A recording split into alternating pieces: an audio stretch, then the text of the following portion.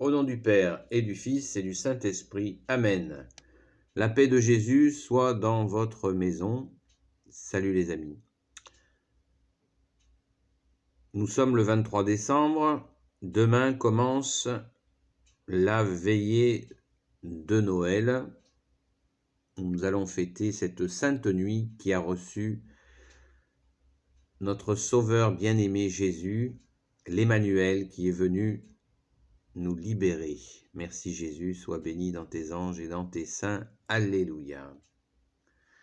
Jésus, toi qui as promis d'envoyer l'Esprit à ceux qui te prient, ô Dieu, pour porter au monde ton feu, voici l'offrande de nos vies. Merci Jésus. Donc à l'occasion de cette veillée, certains d'entre nous vont se retrouver en famille. Et en famille, il y a des gens qui ont la foi et des gens qui ne l'ont pas. Et comme je vous l'ai déjà expliqué de nombreuses fois, il faut être prudent et non pas brutal. C'est-à-dire, comme l'a rappelé Saint Jean, il y a des personnes qui connaissent Dieu par la parole, qui vont à la messe, qui connaissent Dieu de cette manière-là, qui lisent la Sainte Bible, qui essaient de mettre en pratique aussi la parole de Jésus, et qui parlent assez aisément ou pas de Jésus qui est Dieu avec son Père et l'Esprit Saint. Et comme nous l'a dit le disciple que Jésus aimait, Saint Jean, il a dit qu'il y a aussi les personnes qui connaissent Dieu par les actes. C'est-à-dire qu'ils ne vous parleront jamais ouvertement du bon Dieu, de Jésus, mais s'ils rencontrent quelqu'un qui est réellement dans une souffrance, qui a besoin d'une aide réelle, ce n'est pas un petit malin qui profite de vous, bien sûr, eh bien, il n'hésitera pas à l'aider. Et de cette manière-là, il connaît Dieu. Mais oui, puisque la parole de Jésus, notre seul maître, notre bien-aimé, nous dit régulièrement de porter secours à nos frères et nos sœurs en humanité ou dans la foi pour mettre en œuvre le commandement « Aimez-vous les uns les autres ». Alors vous allez me dire, oui, mais le premier commandement de Jésus, c'est d'aimer Dieu, son Père, de l'aimer lui, d'aimer l'Esprit Saint, la Sainte Trinité. Il faut aimer Dieu en premier. Eh bien, d'après ce que nous dit Saint Jean, eh bien, ces personnes qui aident leur prochain et qui n'expriment pas leur foi, la vraie foi catholique, eh bien, connaissent Dieu, et on peut imaginer, bien sûr, qu'en agissant ainsi, ils honorent Dieu, puisque Jésus a dit « Ce que vous faites au plus petit d'entre vous, vous me le faites à moi ». Quand vous venez vous porter assistance à un malade, c'est comme si vous étiez venu me visiter moi, dit Jésus. Si vous donnez à boire ou à manger à quelqu'un qui a soif et faim, c'est à moi que vous le donnez. Donc, vous voyez, Dieu n'est pas un fonctionnaire, pardon pour les fonctionnaires, mais bon, vous voyez l'image que je veux dire, qui va nous faire remplir des cases. Il y a des intentions qui vont très loin. Une intention pure offerte à un pauvre ou quelqu'un qui souffre, à qui on porte secours, eh bien, c'est comme si nous le faisions, c'est comme si nous aidions Dieu directement, et c'est la parole qui le dit. Donc, action. Alors, je ne suis pas en train de dire que ceux qui lisent la parole de Dieu, que ceux qui vont à la messe ne font jamais d'acte de charité. C'est pas du tout ce que je suis en train de dire, hein. Attention, hein. Je maintiens qu'il est essentiel d'aller à la messe, qu'il est très important de lire la parole, il est absolument fondamental de témoigner de sa foi, et Jésus, notre seul maître, notre seul enseignant, permet que des personnes, bien sûr, le connaissent sans passer par cette expression de la foi catholique. Et que c'est une forme d'expression de la foi catholique que de le faire par les actes. Donc, quand nous rencontrons des personnes lors de ces réunions de famille, dont Noël est certainement la plus importante, eh bien, soyons prudents.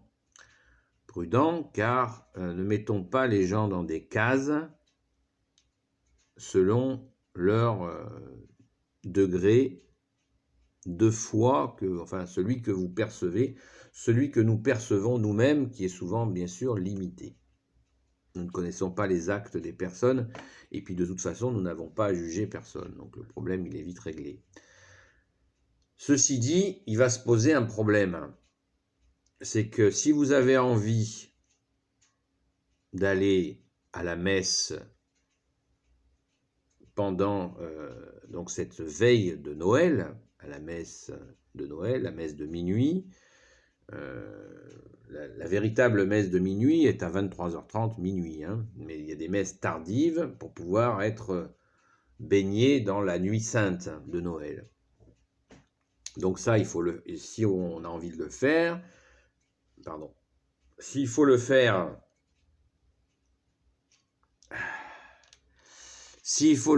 si vous avez envie de le faire et s'il y a une possibilité, donc ça fait partie des choses, mais vous avez des messes qui commencent déjà dans l'après-midi, vers 15h, 16h, 17h, 18h, 19h, 20h, 21h, 22h, 23h, minuit.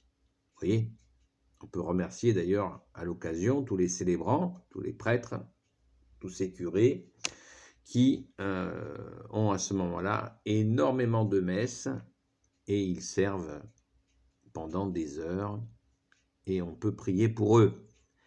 Merci à vous. Mais nous, voilà si nous nous retrouvons en famille et nous avons envie d'aller à la messe, eh bien, il peut se passer un mécanisme qui est assez classique, c'est qu'on en rabat dans le mauvais sens. C'est-à-dire, on a envie d'y aller, mais comme il y a toute la famille, on n'ose pas. Eh bien, c'est une grossière erreur. Et je ne dis pas ça pour vous juger, pour vous dire que vous serez punis si vous n'allez pas à la messe.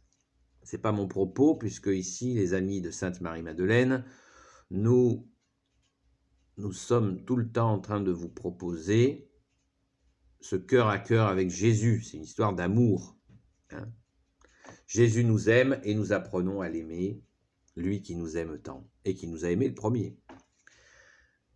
Donc, il ne faut pas en rabattre dans le mauvais sens. Si vous avez envie d'aller à la messe, eh bien écoutez, quitte à en troubler certains,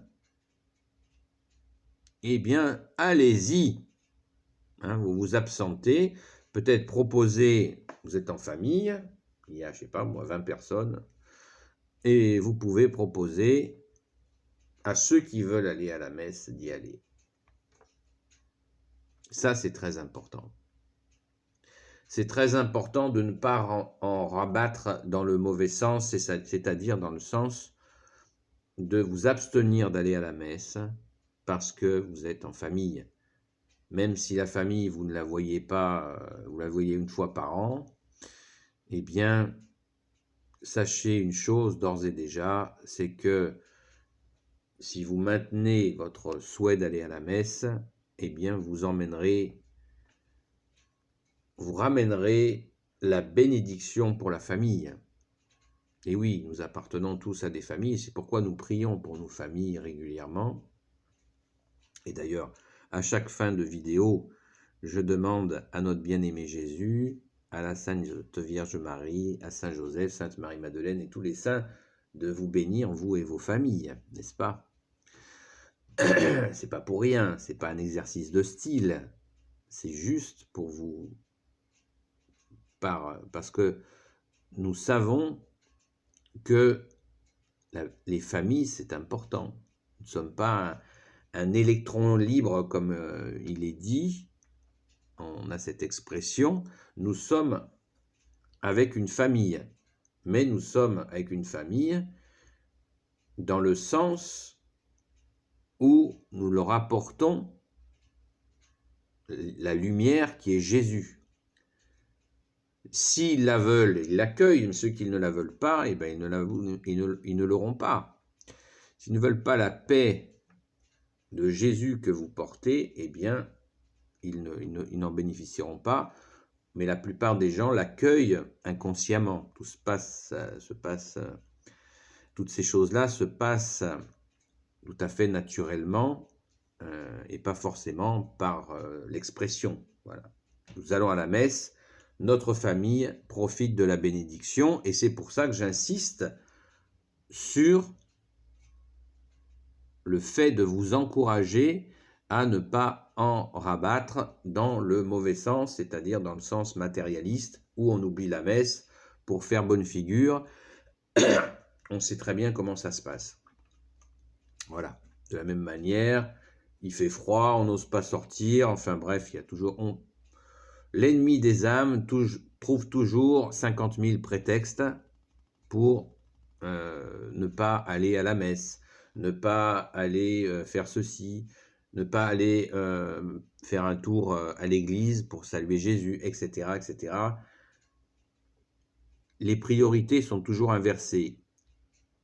Et c'est pour ça que j'insiste pour remettre à l'endroit les priorités.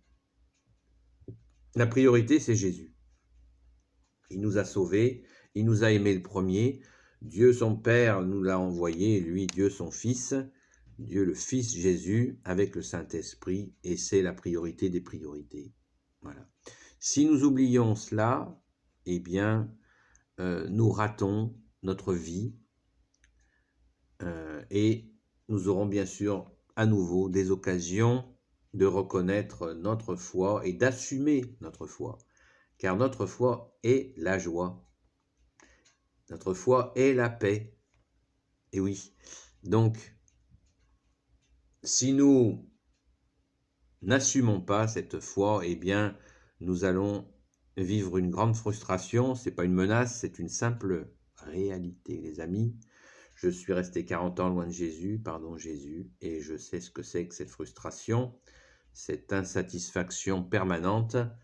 Mais quand on retrouve Jésus, alléluia, alléluia, là, c'est la paix, c'est la joie, mais il faut le mettre à l'endroit. Voilà, à l'endroit, Jésus en premier. Comme disait Sainte Jeanne d'Arc, mon Seigneur Jésus, premier servi. Voilà, c'est exactement ça. Donc, les amis, je vous propose d'assumer. Et pour ce faire, il faut être dans la simplicité. Vous regardez les horaires des messes, par exemple aujourd'hui, si vous ne l'avez pas fait. Vous pouvez consulter Messe Info, vous tapez votre numéro de département dessus, et vous tapez dimanche et votre numéro de département. Et là, c'est dimanche et fête, ça va s'afficher, votre numéro de département, et vous aurez les messes sur votre secteur. Voilà, Messe Info, ça s'appelle.